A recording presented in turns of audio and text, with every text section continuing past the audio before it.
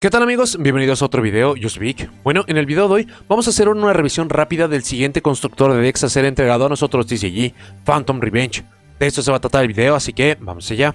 El próximo constructor de decks Phantom Revenge está agendado a ser entregado a nosotros TCG el día 5 de diciembre de 2025 en adelante.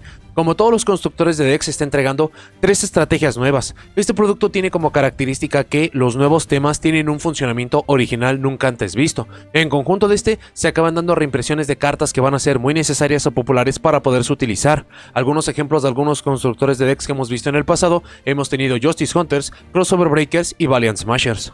Para nosotros TCG, este producto se compone de 60 cartas diferentes. La distribución de rareza de estas es de 10 cartas de rareza ultra, 10 cartas de rareza super y 40 de rareza rara. De estas 60 cartas, algunas de rareza rara tienen la posibilidad de poder estar apareciendo en rareza super. En promedio, hemos visto de 18 a 20 cartas en sets anteriores. También de las 60 cartas, 15 pueden estar apareciendo en la rareza collector, exclusiva de estos sets hasta este momento. Y también, de las mismas 60 cartas, 10 tienen la posibilidad de poder aparecer en la rareza Starlight. Las cajas se venden con 24 sobres, cada uno de los sobres tiene un MSRP, es decir, un precio sugerido y o promedio de $4.50. La mayoría de cajas entregan 4 cartas de rareza ultra y 20 de rareza super. Las cartas de rareza super se dividen entre las cartas de rareza super base que no tienen variante y las que también pueden aparecer de rareza rara y que podrían llegar a aparecer en una rareza superior. Para los temas que se nos van a entregar para esta ocasión tenemos a los Eneacraft, a los Ekahans y los Killertoon. Mencionados los detalles del producto, vamos a mencionar rápidamente qué es lo que hace cada uno de los temas, cuál es su funcionamiento, objetivo, pros y contras. Esto no va a acabar siendo un análisis a profundidad, esto es basado en las pruebas que hice con las estrategias con su primera carta de soporte indirecto. Cuando tengamos la primera ola de soporte directo revelada, que estamos a unos cuantos días, semanas de que las veamos, allí es donde vamos a entregar el video de cada uno de los temas. Esto es simplemente un primer vistazo para que tengan una noción de qué también funciona, qué tanto potencial tiene y mucho más. Primero tenemos el arquetipo de Eneacraft, es un tema de volteo de péndulo. Todos sus monstruos son de tipo máquina y de atributos de luz para los monstruos de nivel alto que son de nivel 9 y los de tierra de nivel bajo que son de nivel 1. Y todos tienen escala 0, por lo que no están diseñados para hacer invocación de péndulo. El estilo único de juego es que todos los monstruos tienen la capacidad de poder, sin ser una vez por turno, mostrarse en mano para invocar un monstruo desde la mano en modo de defensa boca abajo. Esto les da la capacidad de poder invocar tantos monstruos como sea posible y necesiten. Dicho esto, hablaremos un poco sobre lo que es el tema y funcionamiento. Todos los monstruos del tema comparten los siguientes efectos. Como péndulo, cada vez que uno o varios monstruos son volteados boca arriba, se les pone un Synchronization Counter, que tendrá función con unos efectos que mencionaremos más adelante, especialmente el campo. Al menos por ahora. Como monstruo tienen el efecto ya explicado de revelarse para invocar un monstruo en defensa boca abajo de forma especial, pero no podemos invocar de forma especial en todo el turno, excepto monstruos en defensa boca abajo. Para los de niveles bajos y que son los más importantes como escala, permiten pagar 900 de vida como costo para mostrar 3 cartas temáticas desde el deck para añadir una de forma aleatoria a la mano. Esto si bien no obliga, pero sugiere que las cartas más importantes las llevemos a 3 copias, o que en algunos puntos no podamos acceder a estas. Como monstruo, cuando el oponente hace cierta acción podemos cambiarla de boca abajo a boca arriba y añadimos una carta Eneacraft desde nuestro deck a nuestra mano, haciendo que no importa que los de niveles bajos son los que nos generarán ventaja, y también cada uno tiene su propio efecto cuando es volteado de boca abajo a boca arriba. Sobre lo que hace cada uno, Eneacraft Orgía, su efecto de volteo es que destruimos un monstruo que el oponente controla sin seleccionar, y cuando el oponente activa un efecto de monstruo en la mano añadimos carta temática. Eneacraft a la Zone IA, su efecto de volteo es que removemos una carta de la mano del oponente boca arriba hasta la fase final, y cuando el oponente activa una carta o efecto que incluye un efecto que añade una o varias cartas de su deck a su mano como un efecto rápido, también añadimos nosotros. El Eneacraft Tromaria, de su efecto de volteo es que niega los efectos de un monstruo de efecto que el oponente controla hasta el final del turno. Lo otro es que cuando el oponente activa una carta o efecto que incluye la invocación especial de uno o varios monstruos como efecto rápido, añadimos nosotros. El último es el Eneacraft Okniria. Su efecto de volteo es que revolvemos hasta 3 cartas del cementerio y o removidas del oponente de vuelta a su deck. Y cuando el oponente activa un efecto de carta en el cementerio o removida como efecto rápido, añadimos carta. Para los niveles altos, el efecto de escala es que al final de la fase de batalla, si tenemos otra carta Eneacraft en la zona de péndulo, seleccionamos un monstruo que el oponente controla con ataque igual o inferior al de esta carta y lo destruimos. Y con todos los monstruos de niveles altos con 3000 de ataque es difícil no llevarse algo con esto. Como monstruo, después de que fue volteada boca arriba y está en la zona de monstruo, cada uno tiene un efecto continuo. También cada uno tiene su propio efecto de volteo. Para lo que hace cada uno, el Eneacraft Leon, cuando el oponente activa una carta o efecto en respuesta a la activación de nuestra carta o efecto como efecto rápido, podemos cambiar esta carta de boca abajo a boca arriba. Regresamos hasta 3 cartas en el campo a la mano, y después que fue volteada, cada vez que una o varias cartas son añadidas a la mano del oponente por uno de sus efectos de carta, hacemos 900 de daño por cada una de las cartas. En Neocraft Tail, cuando el oponente activa una carta o efecto que fuera a destruir una o varias cartas en el campo como efecto rápido, podemos cambiar esta carta boca abajo o boca arriba en modo de defensa, y monstruos y magias en Neocraft que controlamos no se pueden destruir por efectos de cartas por el resto del turno. Después de que es volteada boca arriba, cada vez que uno o varios monstruos son enviados al cementerio del oponente, le hacemos 900 de daño. El Neocraft Pixieia, cuando el oponente activa una carta o efecto que selecciona una o varias cartas que controlamos, cambiamos esta carta de boca abajo a modo de defensa boca arriba, negamos ese efecto, luego podemos remover una carta de forma aleatoria en la mano del oponente boca abajo, y después de que fue volteada boca arriba, el oponente no puede seleccionar cartas en el campo o cementerio con efectos de cartas. El último es un monstruo jefe, que es el Neocraft Mar, que cuando es volteada boca arriba, cambiamos todos los monstruos que el oponente controla a modo de defensa boca abajo. Monstruos cambiados por este efecto no pueden cambiar su posición de batalla, y cuando el oponente activa una carta o efecto en el campo durante nuestro propio turno como efecto rápido, podemos cambiar esta carta de boca abajo a boca arriba en defensa para negar la activación, y si lo hacemos, destruimos esa carta. Por ahora solamente cuentan con magias. Sobre lo que hacen estas, Neocraft Revert es una magia normal que revolvemos cualquier número de cartas de un monstruo Neocraft de la mano y o boca arriba en el campo al deck, y luego robamos ese mismo número de cartas revueltas. También si el oponente invoca de forma normal especial uno o varios monstruos estando esta carta en cementerio, se puede remover para usar uno de dos efectos, esto es, invocar de forma especial un monstruo Neocraft desde la mano al campo boca abajo, o voltear un monstruo Neocraft boca abajo en el campo o boca arriba en defensa. Neocraft Release también es una magia normal que ponemos un monstruo Neocraft de péndulo desde nuestro deck a nuestra zona de péndulo, y si esta carta está en nuestro cementerio excepto el turno que cayó allí, podemos removerla para añadir un monstruo Neocraft boca arriba desde nuestro extra deck a nuestra mano. La última es su campo, el Neapolis de Inquisition City, que siempre es tratada como una carta Neocraft. Una vez por turno durante la fase final quitamos todos los Inquisition counters en nuestro campo, y si lo hacemos, le hacemos 900 de daño al oponente por cada una de ellas, con lo que conecta con los contadores de las escalas. También permite seleccionar cualquier número de cartas de péndulo Neocraft en nuestro control para regresarlas a nuestra mano, y si uno o varios monstruos de péndulo Neocraft que controlamos es volteado boca arriba durante la main phase, permite regresarlo a nuestra mano o ponerlo en la zona de péndulo. La idea del tema es poder acceder a tantos nombres y efectos diferentes de los Neocraft como sea posible, y, sea por los Inquisition counters que harán daño al rival, por los efectos potentes de volteo, los efectos continuos que también tienen los monstruos, o incluso por sus estadísticas de los monstruos de ataques más altos, que en combinación de alguno o algún elemento en solitario que sea lo suficientemente bueno como para vencer al oponente. El tema tiene un potencial muy bueno por evidencia de tener efectos que no son una vez por turno o por efectos que parecen menores, pero que suman muy rápido a lo que hacemos de daño literal y figurativo al oponente. Tener dos escalas provoca que cada volteo ponga dos counters, lo que significa 1800 de daño al rival. No obstante, esto significa que debamos tener dos escalas puestas y también el campo, lo que significa que entonces necesitamos o mucha ventaja o muchos nombres para llevar esto a cabo. Tiene también a su favor que son muros de texto. Es difícil que alguien que no esté familiarizado con el tema pueda llevar un duelo sin releer las cartas o incluso solamente conceder a que los efectos pasen, así que esto suma su potencial. En lo que le cuesta mucho al tema es que tiene serios problemas yendo segundo. Muchas veces no tiene que ver que el oponente interactúe, sino que, con un campo establecido, necesitamos efectos muy específicos para hacerle daño al rival. Lo otro es que, aun cuando el oponente no tenga ni una carta o efecto, no hay formas de poner daño letal en el campo. Necesitamos pasar al siguiente turno o que el oponente active efectos para nosotros tener presencia. Y, lo ya dicho, es un deck de péndulo que, a pesar de que no funciona como uno, tiene los pecados de que busca mucho, necesita muchos recursos, que el oponente juegue nuestro juego y mucho más. El siguiente arquetipo son los Ekahans, arquetipo de tipo ilusión de atributos de luz y de oscuridad orientados a la invocación de fusión. Todos sus monstruos, por ser de tipo ilusión, cuando pelean, ninguno de los monstruos involucrados en esa batalla puede ser destruido por batalla. El estilo de juego único del deck es que tienen muchos efectos para robar recursos del oponente.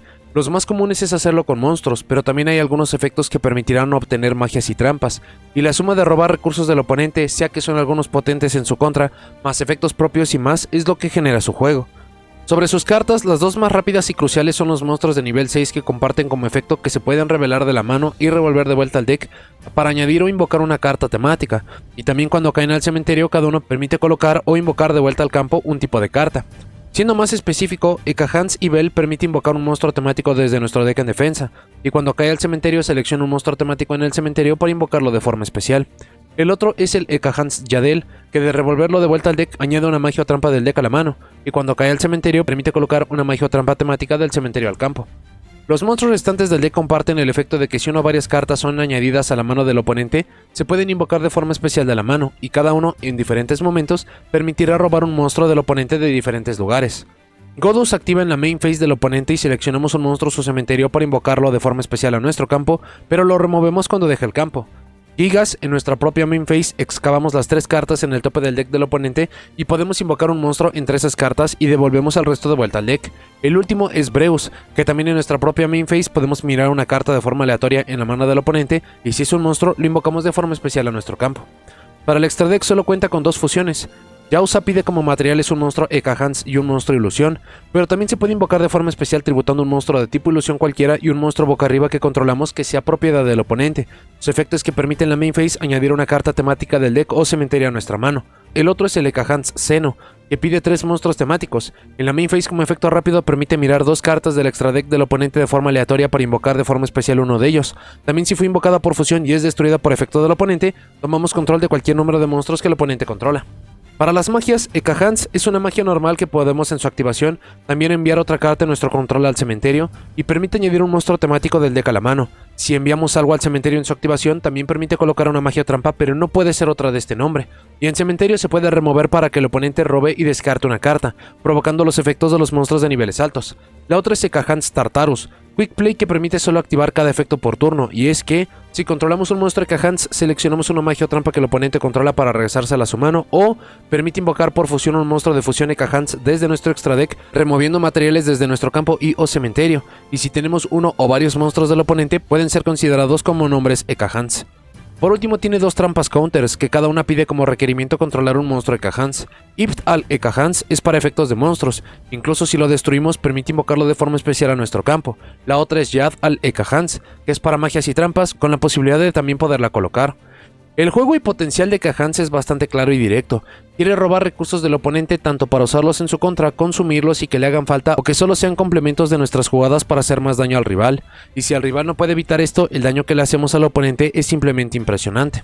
Esto le genera lo obvio, el robar recursos del oponente puede ser muy potente, sobre todo cuando las cartas del oponente son genéricas y útiles. Incluso no es muy común que pase, pero si coincide que tiene un efecto que nos puede ayudar, solo ayuda a que esto se haga mejor.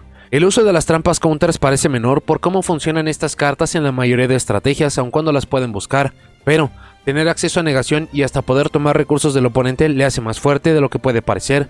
Otro gran atractivo del deck es que no tiene restricciones de ningún tipo, ni antes, después o mientras, así que se puede combinar con cualquier tipo de elementos y efectos que puedan imaginar para mejorar su uso. En contra del deck es que mucha de su potencia es dependiente de qué tan potente es el deck o cartas del rival.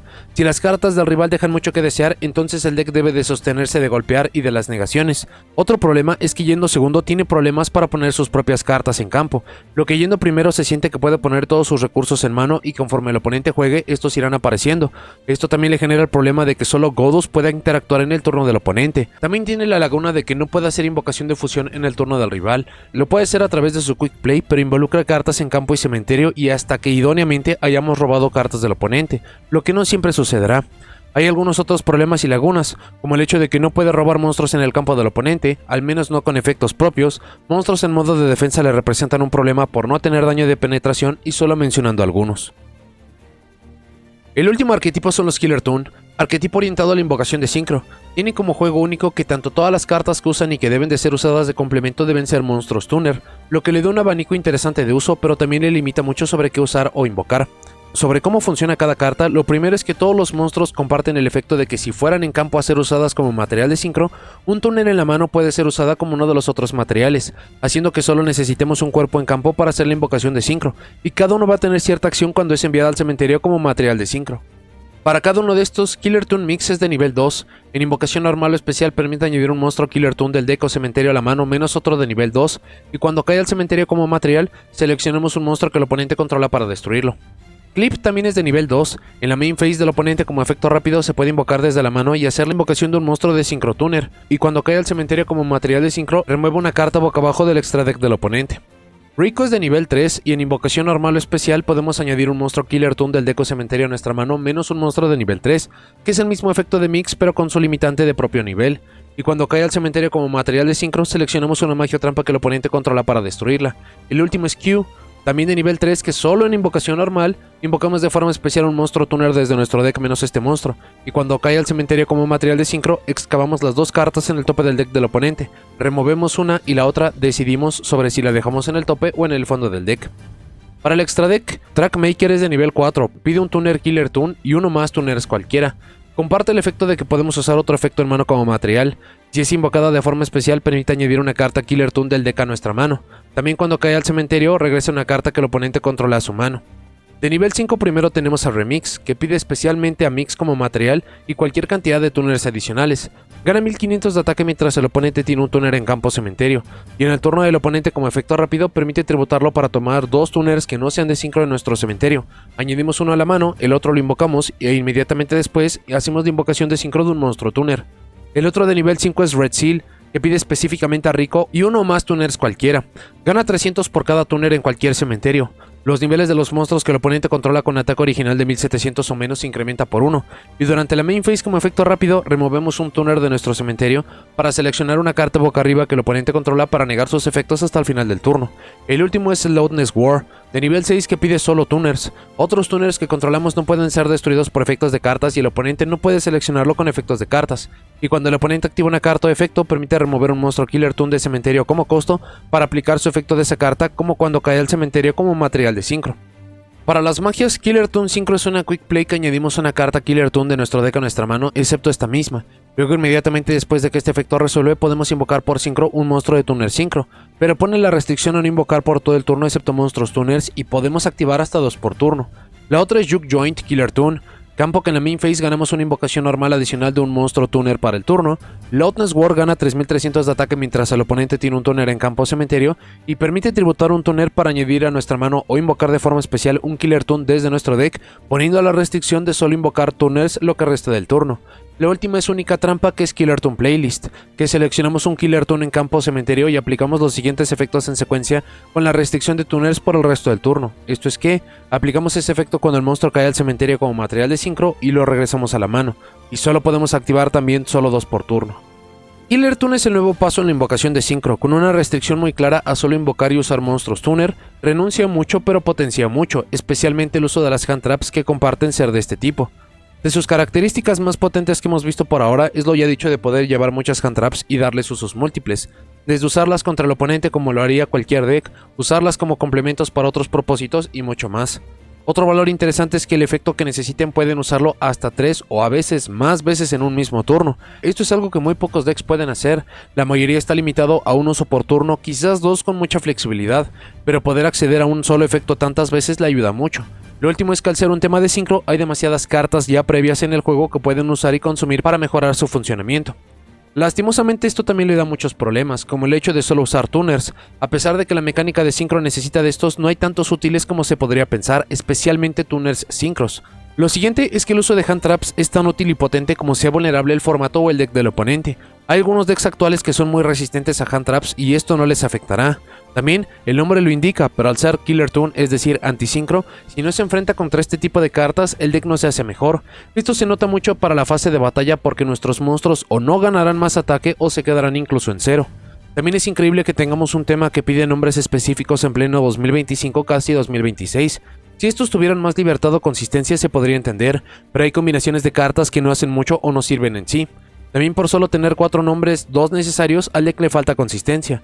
Puede jugar a pesar de interrupciones sin muchos problemas por muchas cartas como sus magias, pero pensar que no se tendrán interrupciones es irreal, sumado a que debemos de tener la combinación de niveles correctas como cualquier deck de sincro, y por último, muchos de los efectos son para meterse contra el juego del rival, haciendo que ir segundo sea más prolífico pero al mismo tiempo más complejo, o que ir primero involucre que tenga muchas lagunas de consideración, como no poder aprovechar muchos efectos.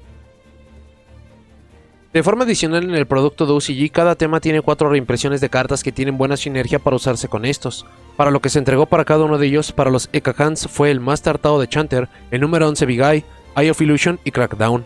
Para Eniacraft es el Pot of the Forbidden, Spirit of the Fall Wind, Pinpoint Landing y el Destructive de Aroma Karma Cannon. Y por último para Killer Toon fue Floor Synchron, Ghost Bell and Haunted Mansion, el Earthbound Prisoner Stone Sweeper y Synchron Overtake.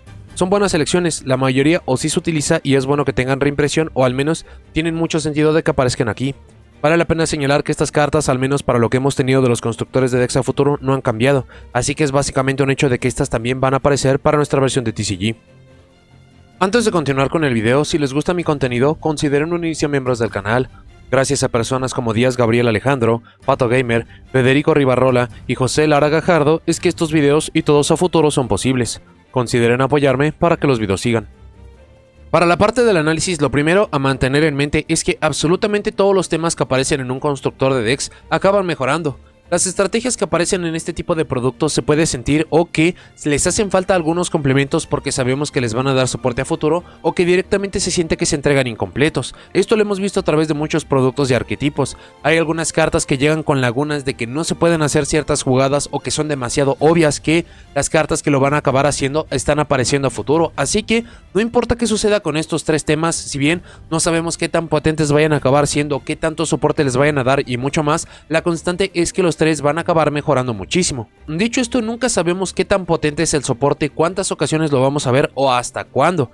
La gran constante que hemos visto en tiempos recientes para los constructores de decks es que en el set principal inmediato se entrega una carta de forma indirecta para cada uno de los temas. Son cartas que tienen mucha lógica, pero dependiendo de qué tan útil acabe siendo es sobre si la van a acabar usando o consumiendo. Hay algunas veces que se hace crucial, hay algunas otras que simplemente pasan de largo. No obstante, después de esa primera ola de soporte indirecto, por fin aparece la primera ola de soporte directo y es allí donde los decks van a mejorar mucho. Desafortunadamente, tenemos todo tipo de evidencia para no poder saber qué tantas olas de soporte, cuántas cartas van a acabar dando. Solamente mencionando algunos ejemplos, para el constructor de decks Valiant Smashers, el tema de Memento tuvo 4 olas de soporte directo, mientras que los otros dos temas, Valmónica y Centurión, solamente tuvieron 3 olas de soporte. La constante fue que estos acabaron mejorando muchísimo, y muchos de los temas que al inicio parecía que no tenían ni siquiera un funcionamiento coherente como Valmónica, ahora es una estrategia en solitario bastante viable. Por la parte de Memento se notaba mucho el potencial, pero incluso sorprendió que se acabó haciendo competitivo.